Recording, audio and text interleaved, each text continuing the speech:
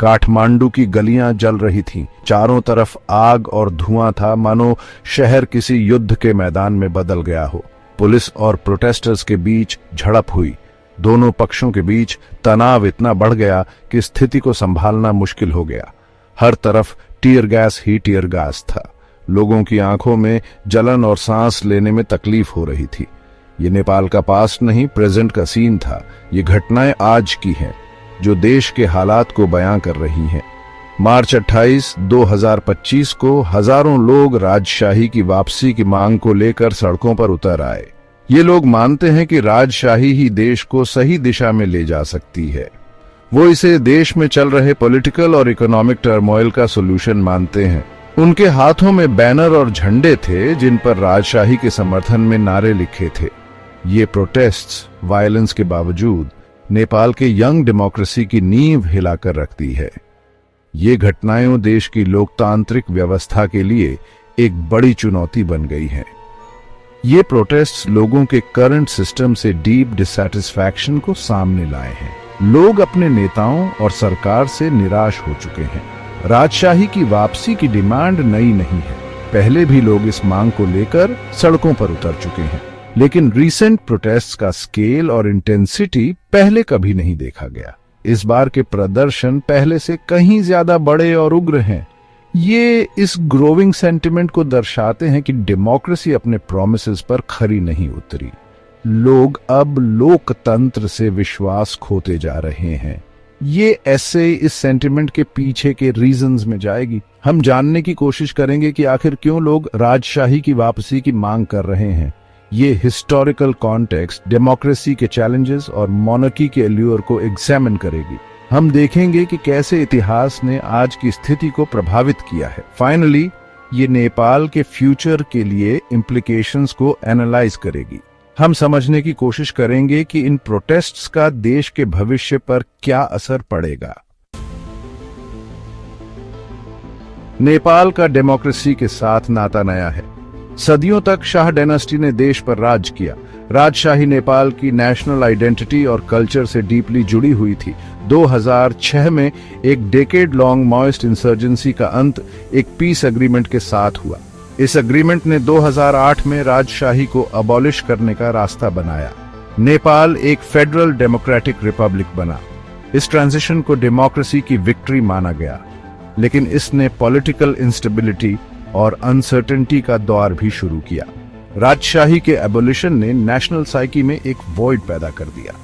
कई नेपाली, खासकर older generation, stability और नेशनल यूनिटी के साथ राजशाही को जोड़ते रहे। नेपाल का डेमोक्रेसी शुरू से ही इंस्टेबिलिटी से ग्रस्त रहा है।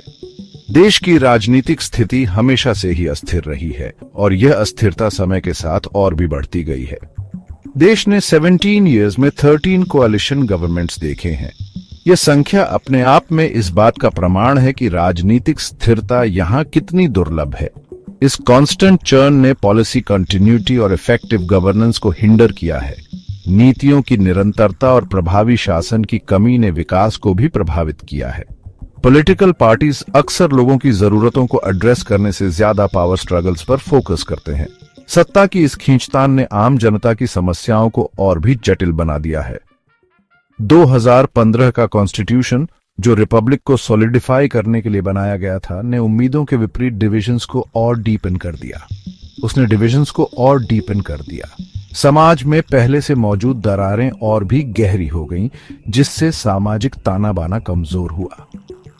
देश का फेडरलिज्म की तरफ ट्रांजिशन खास तौर पर फ्रॉड रहा है।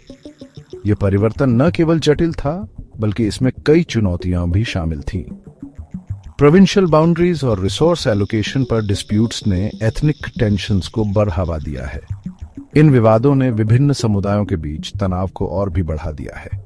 इस इंस्टेबिलिटी ने प्रो मोनार्की सेंटिमेंट के रिसर्जेंस के लिए फर्टाइल ग्राउंड तैयार किया है। राजशाही समर्थकों को एक बार फिर से अपनी आवाज उठाने का मौका मिला है। करंट पॉलिटिकल सिस्टम को वाइडली करप्ट और इनफेक्टिव माना जाता है। सिटीजन्स पॉलिटिकल लीडर्स से डिसइल्यूजन्ड हो गए हैं, जिन्हें पब्लिक सर्विस से ज्यादा पर्सनल गेन को प्रायोरिटाइज करते हुए देखा जाता है। करप्शन गवर्नमेंट के सभी लेवल्स पर रैम्पेंट है। इसने डेमोक्रेटिक इंस्टीट्यूशंस में पब्लिक ट्रस्ट को इरोड किया है। करप्शन को एड्रेस करने में फेलियर ने इकोनॉमिक इनइक्वालिटी और सोशल इनजस्टिस को और बढ़ा दिया है। हेल्थ केयर और एजुकेशन जैसी बेसिक सर्विसेज इनएडिक्वेट हैं। रिच और पुअर के बीच का गैप बढ़ता ही जा रहा है। इसने इस परसेप्शन को और फ्यूल किया है कि डेमोक्रेसी डिलीवर करने में फेल हुई है।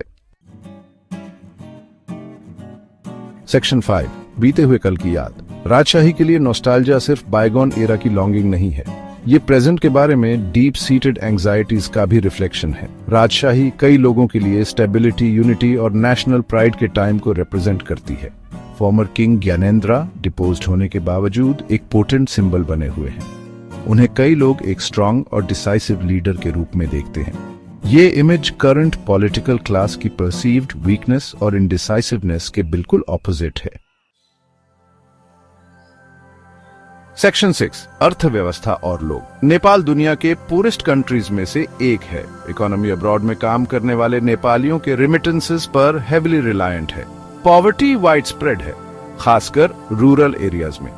इकोनॉमिक अपॉर्चुनिटीज की कमी ने फ्रस्ट्रेशन और डिस्पेयर को जन्म दिया है, खासकर यूथ में।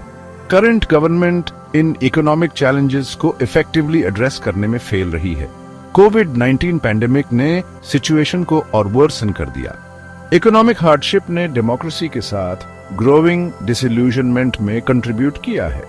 लोग अल्टरनेटिव्स ढूंढ रहे हैं और कुछ के लिए राजशाही होप की एक किरण रिप्रेजेंट करती है। सेक्शन 7, खेल में बाहरी ताकतें। नेपाल की जियोपॉलिटिकल सिचुएशन कॉम्प्लेक्सिटी की एक और लेयर ऐड करती है। इंडिया और चाइना के बीच स्थित नेपाल हमेशा से एक्सटर्नल इन्फ्लुएंसेस के लिए वल्नरेबल रहा है। दोनों रीजनल पावर्स के नेपाल की पॉलिटिकल स्टेबिलिटी में वेस्टेड इंटरेस्ट्स हैं, लेकिन उनके कंपीटिंग इंटरेस्ट्स अक्सर इंटरनल डिविजन्स को बारहा देते हैं। चाइना का राइज एक न्यू डिमेंशन ऐड करता है। चाइना नेपाल के इंफ्रास्ट्रक्चर और इकोनॉमी में हेविली इन्वेस्ट कर रहा है। इसने इंडिया में चाइना के ग्रोइंग इन्फ्लुएंस के बारे में कंसर्न्स पैदा की है। ये geopolitical tug of war Nepal को गवर्न करने के चैलेंजेस को बढ़ाता है और पॉलिटिकल लैंडस्केप को और कॉम्प्लिकेट करता है। सेक्शन 8, नेपाल एक चौराहे पर। नेपाल एक क्रॉसरोड्स पर खड़ा है। रिसेंट प्रोटेस्ट्स ने इसके डेमोक्रेसी की फ्रेजिलिटी को एक्सपोज किया है। प्रो मोनर्की सेंटिमेंट का रिसर्जेंस 2006 के रेवोल्यूशन के अनफुलफिल्ड प्रोमिसेस की स्टार्क रिमाइंडर है। करंट पॉलिटिकल सिस्टम लोगों की डीप सीटेड ग्रीवेंसेस को एड्रेस करने में अनेबल लगता है। आगे का रास्ता चैलेंजेस से भरा है।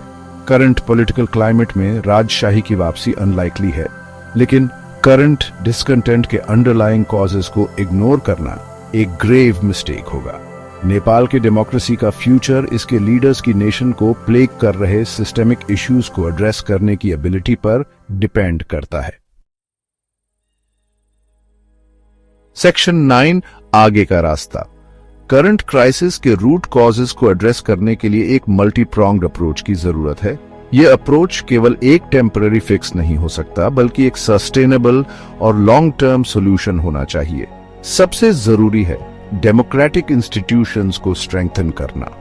ये केवल इलेक्शंस तक सीमित नहीं है, बल्कि इंस्टीट्यूशंस की ट्रांसपेरेंसी और अकाउंटेबिलिटी को भी बढ़ावा देना है। इसमें गुड गवर्नेंस को प्रमोट करना, अकाउंटेबिलिटी इंश्योर करना और करप्शन से हेड ऑन टैकल करना शामिल है। करप्शन एक ऐसी बीमारी है जो समाज की जड़ों को कमजोर करती है और इसे जड़राज से उखाड़ देच फेंकना जरूरी है।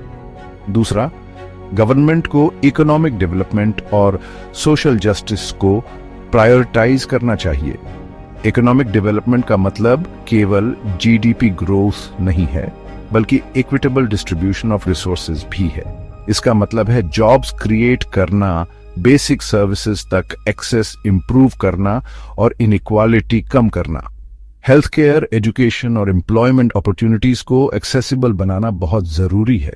तीसरा, नेपाल को अपनी जियोपॉलिटिकल कॉम्प्लेक्सिटीज को प्रूडेंस और फोरसाइट के साथ नेविगेट करने की जरूरत है। ये एक डेलिकेट बैलेंस है जिसे समझदारी से मैनेज करना होगा। इसे अपने नेशनल इंटरेस्ट्स को सेफगार्ड करते हुए इंडिया और चाइना दोनों के साथ इंगेज करना होगा। डिप्लोमेटिक रिलेशंस को मजबूत करना और रीजनल स्टेबिलिटी को मेंटेन करना बहुत महत्वपूर्ण है। आगे का रास्ता लंबा और आर्ड्यूअस है।